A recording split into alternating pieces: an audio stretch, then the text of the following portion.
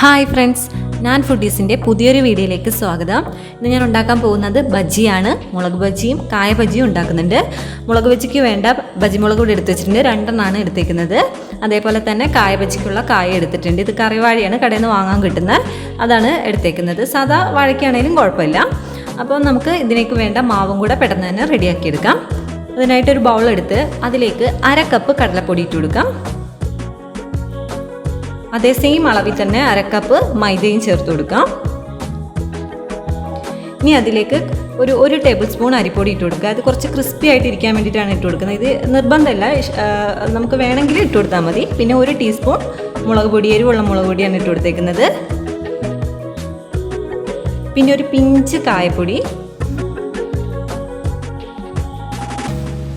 അതേപോലെ ഒരു pinch baking സോഡയും ചേർത്ത് കൊടുക്കുന്നുണ്ട്.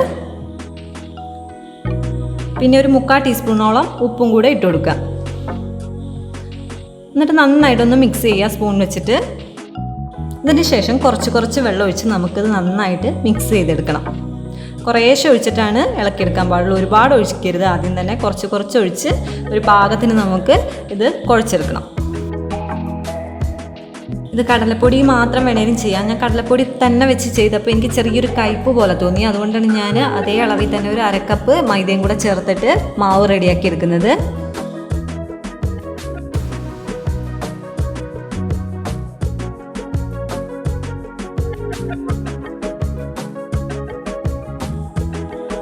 ഇതിലിപ്പോൾ വെള്ളം ഏകദേശം പാകത്തിന് ഞാൻ ഒഴിച്ചിട്ടുണ്ട്.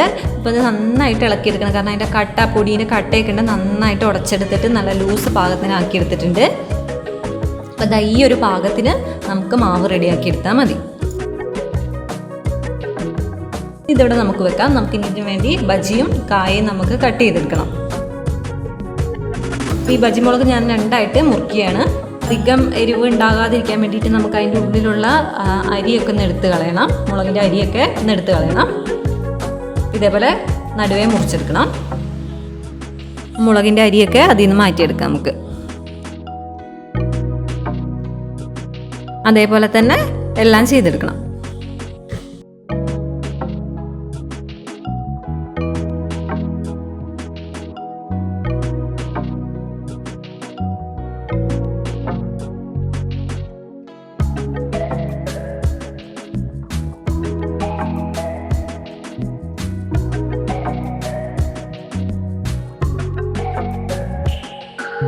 നമുക്ക് വാഴക്ക കട്ട് ചെയ്തെടുക്കാം. അപ്പോൾ ആദ്യം തന്നെ അതിൻ്റെ 2 സൈഡും ഒന്ന് കട്ട് ചെയ്ത് കൊടുക്കുക. പിന്നെ ആ പുറമേ ഉള്ള തോല് ജസ്റ്റ് ഒന്ന് ചെറുതായിട്ടൊന്ന് കട്ട് ചെയ്ത് കൊടുക്കണം 2 സൈഡിൽ. ഇനി സ്ലൈസസ് ആയിട്ട് കട്ട് ചെയ്തെടുക്കുക. കാരണം കുറച്ച് കട്ട് ചെയ്യുക. ഈ കായാണെങ്കിൽ പെട്ടെന്ന് വെന്ത് കിട്ടും, നമുക്ക് വേഗം തന്നെ ആയി കിട്ടും. നല്ല നൈസായിട്ട് കട്ട് ചെയ്യാൻ പറ്റുമെങ്കിൽ അതേപോലെ തന്നെ ചെയ്തെടുത്താൽ മതി. അത് ഞാൻ കട്ട് ചെയ്തെടുത്തിട്ടുണ്ട്. ഇനി ഇത് നമുക്ക് ഫ്രൈ ചെയ്തെടുക്കണം. അപ്പം അതിനായിട്ട് പാൻ വെച്ചിട്ട് അതിലേക്ക് സൺഫ്ലവർ ഓയിൽ ഒഴിച്ചു കൊടുക്കാം.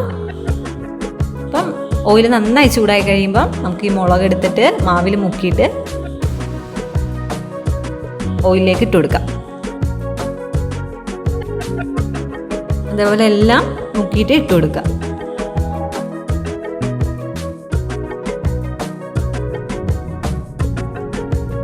ലോ ഫ്ലെയിമിൽ തന്നെ വെച്ചാൽ മതി.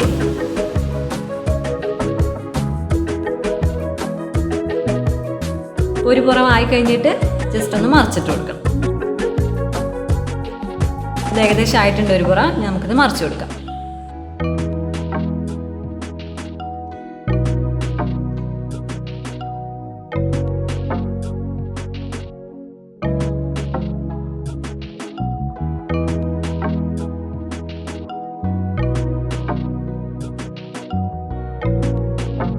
നമ്മുടെ മുളക് ബജ്ജി റെഡി ആയിട്ടുണ്ട്.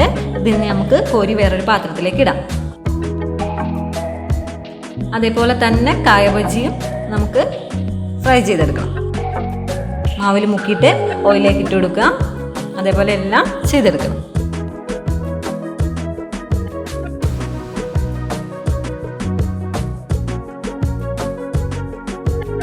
ഇതൊരു ഭാഗം ആയിട്ടുണ്ട്. ഇനി നമുക്ക് മറിച്ചിട്ട് കൊടുക്കാം.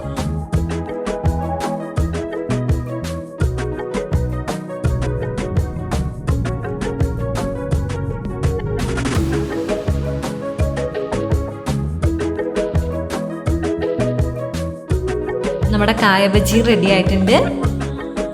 ഇത് നമുക്ക് പാത്രത്തിലേക്ക് മാറ്റാം.